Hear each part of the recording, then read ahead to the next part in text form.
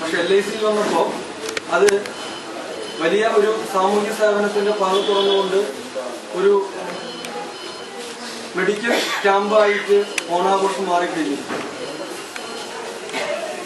ഈ സമീപകാലത്തായി കേരളത്തിലെ എല്ലാ പ്രദേശങ്ങളിലും വ്യാപകമായി മെഡിക്കൽ ക്യാമ്പുകൾ നടന്നുകൊണ്ടിരിക്കുകയാണ്. ഞാൻ പലപ്പോഴും ചിന്തിക്കാറുണ്ട് എന്തുകൊണ്ടാണ് ഇങ്ങനെ ഓരോ പ്രദേശങ്ങളിലും മെഡിക്കൽ ക്യാമ്പുകൾ ഇങ്ങനെ അടിക്കടി നടന്നുകൊണ്ടിരിക്കുന്നുള്ളത്. ഞങ്ങൾ തന്നെ അടുത്ത ആഴ്ച ക്യാൻസർ ക്യാമ്പ് വേറെ സംഘടിപ്പിക്കുന്നുണ്ട്.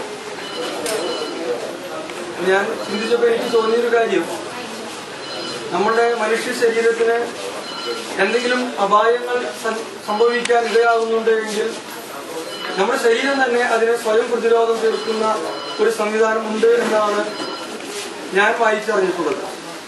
തെറ്റുണ്ടെങ്കിൽ ഡോക്ടർ അത് തിരുത്തുമെന്ന് ഞാൻ വിശ്വസിക്കുന്നു.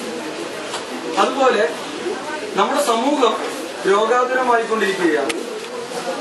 സമൂഹം രോഗാതുരമായിക്കൊണ്ടിരിക്കുമ്പോൾ സമൂഹത്തിനകത്തു നിന്നുകൊണ്ട് തന്നെ അതിനെ എങ്ങനെ പ്രതിരോധിക്കാം എന്നുള്ള ചിന്തയും ശക്തിപ്പെട്ടുകൊണ്ടിരിക്കുകയാണ്. ആ ചിന്തയുടെ കൂടി പ്രതിഫലനമാണ് വ്യാപകമായി നടന്നുകൊണ്ടിരിക്കുന്ന അത് ഹൃദ്രോഗ നിർണയ ക്യാമ്പായാലും ക്യാൻസർ ക്യാമ്പായാലും ഐ ക്യാമ്പായാലും അതുപോലെ ത്വക്ക് രോഗ നിർണയ ക്യാമ്പായാലും അങ്ങനെ നിരവധി ക്യാമ്പുകൾ നടന്നുകൊണ്ടിരിക്കുന്നുണ്ട്. ഇതൊക്കെ തന്നെ കേരളീയ സമൂഹം നടത്തുന്ന ഒരു ചെറുത്തുനിൽപ്പിന്റെ ഒരു സ്വയം പ്രതിരോധത്തിന്റെ രോഗാതുരമാകാൻ സമൂഹം പോയിക്കൊണ്ടിരിക്കുന്ന ഒരു തിരിച്ചറിവിൽ നിന്ന് വരുന്ന ഒരു ജാഗ്രതയുടെ കൂടി ഫലമാണ് എന്നാണ് എനിക്ക് തോന്നിയിട്ടുള്ളത്. ഇതില് നമുക്ക് ഒരു കാര്യം നമ്മൾ പ്രത്യേകിച്ച് കാണേണ്ടതുണ്ട്. നമുക്കൊരു ആപൽഘട്ടങ്ങളിലേക്ക് പോകുമ്പോൾ നമ്മുടെയൊക്കെ മനസ്സ് വ്യഗ്രതപ്പെടാറാണ് പതിവ്.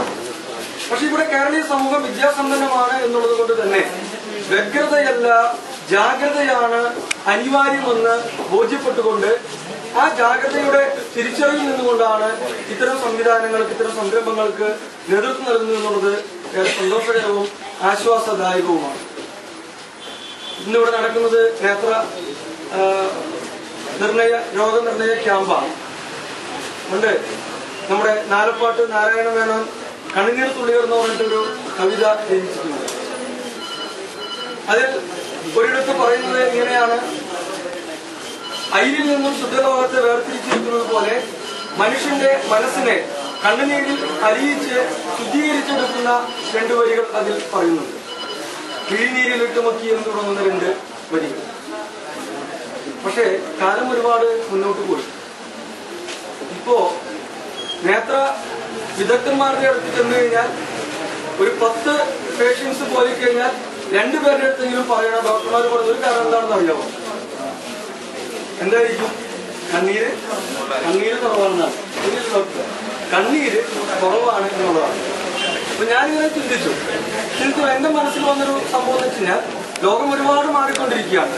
ശാസ്ത്ര സാങ്കേതിക വിദ്യകളുടെയും പാശ്ചാത്യ സംസ്കാരത്തിന്റെയും ഒക്കെ തന്നെ ഭാഗമായി ലോകം അനുദിനം മാറിക്കൊണ്ടിരിക്കുകയാണ്. ഇവിടെ മനുഷ്യനുമായി ബന്ധപ്പെട്ട എല്ലാ വ്യവഹാരങ്ങളും അത് മനുഷ്യന്റെ വികാരങ്ങളാവാം, മനുഷ്യന്റെ വിചാരങ്ങളാവാം, മനുഷ്യന്റെ പഞ്ചേന്ദ്രിയങ്ങളുടെ പ്രവർത്തനങ്ങളാവാം, ഇതൊക്കെ തന്നെ തീർത്തും വ്യത്യസ്തമായിട്ടുള്ള തലങ്ങളിലേക്ക് മാറിക്കൊണ്ടിരിക്കുകയാണ്. എല്ലാം തന്നെ ഒരു സ്റ്റാറ്റസ് കോ സിംബലിലേക്ക് മാറിക്കൊണ്ടിരിക്കുകയാണ്. ഈ പുതിയതായിട്ട് രൂപം കൊണ്ടിരിക്കുന്ന സാംസ്കാരിക അവസ്ഥയിൽ പുതിയ സമൂഹം, പുതിയ ജനറേഷൻ കരച്ചില് ഒരു കുറച്ചിലായി കണ്ടുകൊണ്ടിരിക്കുകയാണ്. കരയുക എന്ന് പറഞ്ഞാൽ എന്തോ ഒരു അപരാധം ചെയ്യുന്ന പോലെ കണ്ടുകൊണ്ടിരിക്കുകയാണ്. ചിരിക്കുക എന്ന് പറഞ്ഞു കഴിഞ്ഞാൽ അത് എന്തോ ഒരു വിദ്യാസമ്പന്നമില്ലാത്ത ആൾക്കാർ ചെയ്യുന്നൊരു പ്രവൃത്തി കണ്ടുകൊണ്ടിരിക്കുകയാണ്. അതുകൊണ്ട് പ്രിയമുള്ളവർ, എനിക്ക് നിങ്ങൾക്ക് ഏക സന്ദേശം, കരച്ചിൽ എന്ന് പറഞ്ഞാൽ അത് കുറച്ചിലല്ല, അത് കരുണയാണ്, അത് കരുതലാണ്.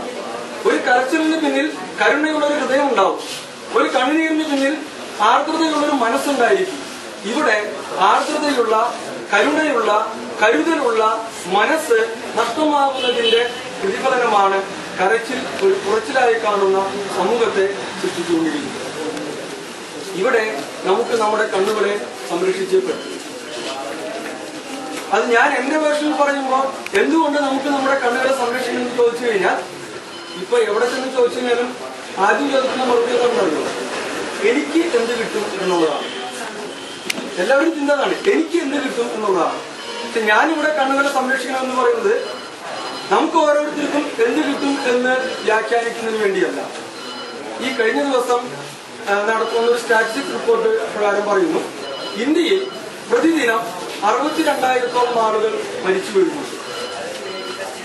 ഈ 62,000-ഓളം മരിച്ചു വീഴുന്ന ആളുകൾ മുഴുവൻ, നേരത്തെ സാറ് പറഞ്ഞത് ഘടകവിരുദ്ധമായ ഒരു കാര്യമാണ് പറയുന്നത്, നമുക്ക് അവയവങ്ങൾ ദാനം ചെയ്യാൻ കഴിയില്ലെങ്കിലും എന്ന ഒരു ക്ലോസറ്റ് സംസാരിച്ച്